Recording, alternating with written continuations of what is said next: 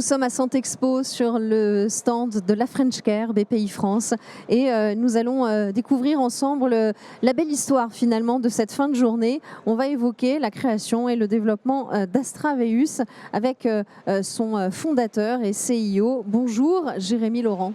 Bonjour Edwige. Alors, dites-nous d'où est partie l'idée d'Astraveus, ce que c'est et comment l'histoire a commencé. Avec plaisir. L'idée d'Astraveus, c'était au début une idée embryonnaire, un petit peu vague que j'avais comme étudiant en ingénierie.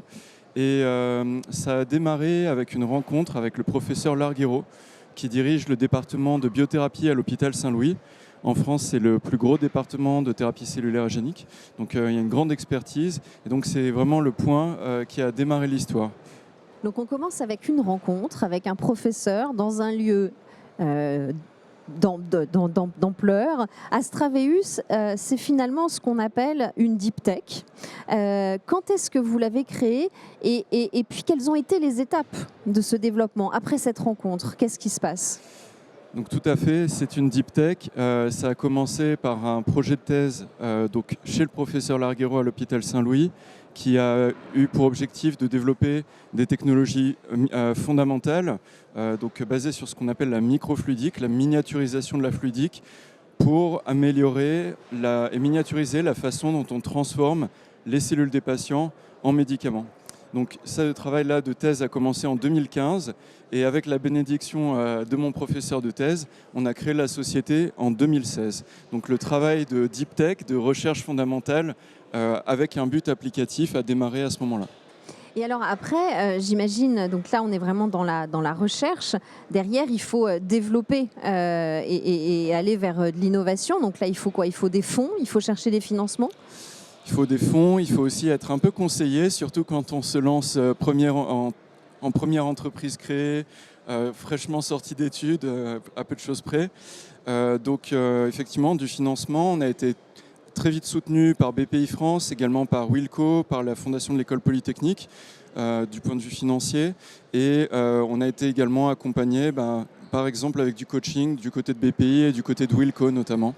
Donc là, on continue à remonter la chaîne. On était dans la recherche, on arrive progressivement vers l'innovation.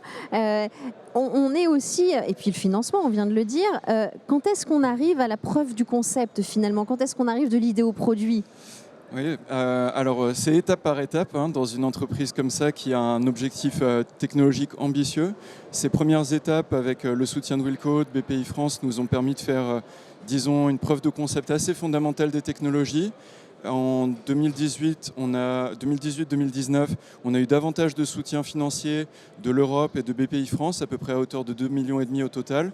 Et ça nous a permis de faire une démonstration de faisabilité avec un premier prototype d'usine miniature pour fabriquer les thérapies cellulaires. Et donc ça nous a amené jusqu'à peu près 2022 avec une équipe d'une douzaine de personnes. Donc déjà vous grossissez. Vous parlez de cette usine miniature, elle ressemble à quoi? Racontez-nous un peu, faites-nous rêver. Alors, je ne sais pas si vous avez un souvenir clair du 5e élément. Il y a cette imprimante 3D qui fabrique le corps de Lilo, si je me souviens bien, un des personnages principaux. Donc notre machine ressemble un petit peu à ça. C'est une sorte de capsule, un grand tube qui tient sur une paillasse, dans laquelle on a un caisson transparent qui est le cœur du réacteur. Alors on ne fabrique pas un corps humain, mais dans ce caisson transparent, il y a une dizaine de ce que nous on appelle d'unités ou de bioprocesseurs, si vous voulez, ultra miniature, et chacun de ces modules est capable de faire une dose de médicaments personnalisés pour un patient à la fois. Donc on a une usine sur table véritablement, toute automatisée, toute digitalisée, qui vient dans cet instrument de paillasse remplacer ce qu'on fait aujourd'hui dans une usine de 800 mètres carrés avec une trentaine de personnes. Donc c'est un saut technologique assez important. Incroyable, oui, effectivement. Et donc, du coup, comment est-ce qu'on arrive à cette machine qui tient sur une paillasse, ce saut technologique? Parce que du coup, là, vous nous avez dit, vous avez commencé en 2015, vous nous avez parlé de cette première financement en 2018, après, vous êtes à 12 personnes, et ça prend du temps, énormément de temps, en fait, tout ça. Ça prend du temps, ça prend de la persévérance, ça c'est sûr aussi. Clairement, il y a des moments où on est face à des obstacles et ça ne fonctionne pas, on ne comprend pas pourquoi. Mais ce qui est intéressant, c'est que c'est aussi ces moments clés qui sont liées au fait qu'on approche un problème d'une manière nouvelle, qui derrière débouchent sur des technologies brevetables qui sont le support pour davantage de financement et puis on l'espère une implantation solide sur le marché par la suite. Donc au-delà de cette étape de faisabilité qui a été réalisée principalement avec le financement de l'État, de l'Union européenne, aussi avec l'équipe qui a investi en plein Covid, donc un moment qui nous a resserrés. Derrière, on a clos notre première levée de fonds fin 2022 à hauteur de 16,5 millions d'euros, donc une belle levée de fonds pour une première qui a été faite auprès de BPI France, cette fois côté investissement, aux côtés également de AdBio Partners, un fonds français, ainsi que 2 industriels, Merck Ventures et Johnson & Johnson Innovation, donc qui nous apportent à la fois la poudre à canon dont on a besoin pour passer nos recherches au stade suivant, donc qui est aujourd'hui avec une équipe maintenant d'une 45 personnes, de démontrer vraiment la fonctionnalité de notre machine sur des cas complets d'utilisation. Donc à la fois cette poudre à canon pour conduire les travaux, mais aussi un appui en termes d'anticipation de l'industrialisation, d'accès à de l'expertise, d'accès à du réseau.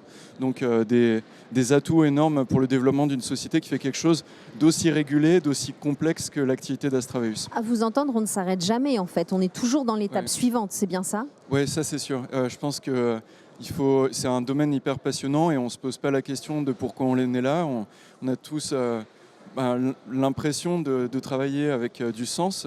Néanmoins, il faut s'accrocher. Ça demande pas mal d'énergie et il y a toujours des choses à faire et des défis à relever. Et alors, les prochaines étapes pour Astraveus, c'est quoi? Là, donc, comme je vous disais, actuellement, on est en train de faire une campagne de test où on montre pour la première fois la fabrication du début jusqu'à la fin de médicaments qui aujourd'hui sont commercialisés, mais de cette manière très miniaturisée, beaucoup plus sobre économiquement, environnementalement.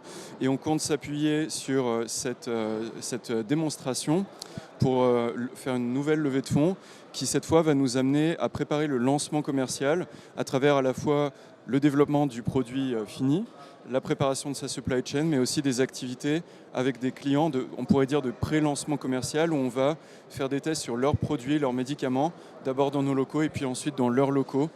De cette manière-là, pour avoir des avocats de la solution, avoir des données qui viennent de l'extérieur, qui valident notre technologie, donc à nouveau pour soutenir la suite. Est-ce que vous avez une idée de quand est-ce que les patients pourront bénéficier des traitements que vous allez créer sur cette paillasse automatisée et miniaturisée? Je dirais à l'horizon de 2030, ça paraît un petit peu loin. En fait, ce qu'il faut avoir en tête, c'est que quand on apporte un changement assez profond à la fabrication d'un médicament biologique, ce qui est le cas donc, des thérapies cellulaires et géniques, en fait, on vient vraiment changer l'identité du médicament. C'est comme ça que le voit la réglementation aujourd'hui, ce qui fait qu'une innovation comme la nôtre doit être adoptée avec le cycle de développement du médicament. Ça veut dire au plus tôt rentrer en phase 2 des essais cliniques. Donc il y a un certain nombre d'étapes avant de toucher le patient. Alors, excusez-moi, quand je disais 2030, je pensais plutôt à l'utilisation commerciale. Une utilisation clinique, ça pourrait être quelques années plus tôt. Mais voilà, on s'insère dans le cycle de développement du médicament. On est vraiment là pour être un partenaire de l'industriel pharmaceutique pour l'aider à soigner plus de patients avec ces médicaments. Et justement, combien de patients vont pouvoir bénéficier de ce traitement? La thérapie cellulaire, c'est vraiment un domaine génial, en pleine explosion. Si on compare à ce qu'on fait en médicaments classiques, on a vraiment une approche radicalement différente. Au lieu d'envoyer des outils ou des signaux aux cellules dans notre corps, on envoie des cellules entraînées à traiter la maladie. Donc c'est radicalement nouveau. On a des preuves très solides en oncologie. On a des cancers aujourd'hui qui sont guéris mieux qu'avec n'importe quelle autre approche thérapeutique, mais aussi dans les maladies auto-immunes, les maladies génétiques. Donc les populations de patients qui pourraient être soignés, on parle de centaines de milliers de patients par an. Mais aujourd'hui, malheureusement, on a vraiment un problème de production. Cette fabrication de médicaments de thérapie cellulaire, c'est une recette de cuisine en laboratoire. Donc c'est impossible à mettre à l'échelle, ça prend trop de temps, ça coûte trop d'argent. On n'a pas assez de personnel qualifié aussi. Donc aujourd'hui, on est à quelques pourcents de ces populations de patients qui pourraient bénéficier des thérapies qui effectivement les reçoivent. Donc cette technologie que vous êtes en train de développer est une véritable révolution.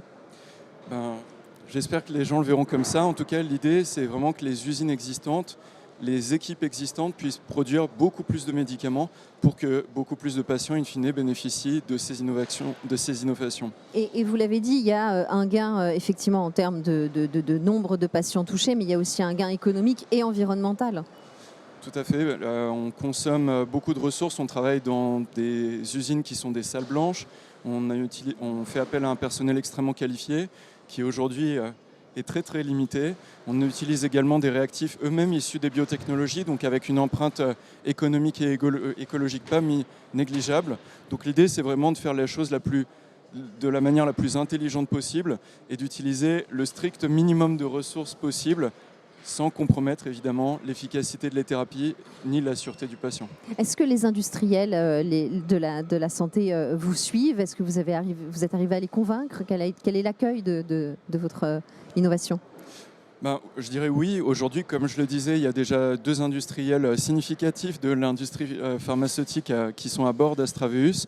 On a des très belles discussions engagées, principalement à l'étranger, car malheureusement en France, la thérapie cellulaire n'est pas encore, je dirais, très fortement investie par les grands industriels français du médicament. Et évidemment, on espère que le progrès de la thérapie cellulaire les fasse changer d'avis dans les années qui viennent. J'ai une dernière question à vous poser. Vous n'avez jamais eu de doute, cette aventure sur de si longues années, avec toutes ces échelles, ces étapes à passer? Je pense que ce serait un mensonge de dire qu'il n'y a jamais eu de doute. Il n'y a jamais eu de doute sur la pertinence du projet, mais honnêtement, il y a des moments où on se dit, est-ce qu'on va y arriver? Est-ce qu'on va y arriver parce que c'est une niche, ça ne parle pas à tous les investisseurs. Déjà, on est dans la biotech, la thérapie cellulaire, c'est une sous-catégorie un petit peu spécifique. Et puis en plus, on fait du matériel. Donc on est hors du terrain de jeu de pas mal d'investisseurs. Et puis c'était effectivement, comme vous le disiez, un chemin non trivial. Donc il y a eu des moments où on s'est dit, est-ce que ça va marcher? Par contre, on n'a jamais douté du sens de ce qu'on faisait. Et c'est aussi l'équipe, on n'a jamais douté de l'équipe. Je pense que le projet a rassemblé des personnes géniales, très très motivées. Et on s'est un peu serré les coudes, je pense. C'est aussi ça qui nous a fait passer les différentes étapes et tenir jusqu'à la crête de la vague et à l'étape d'après. Et qui va vous permettre de continuer cette magnifique aventure d'Astraveus. Merci beaucoup, Jérémy Laurent, et bravo. Merci à vous, Edwige. Merci beaucoup.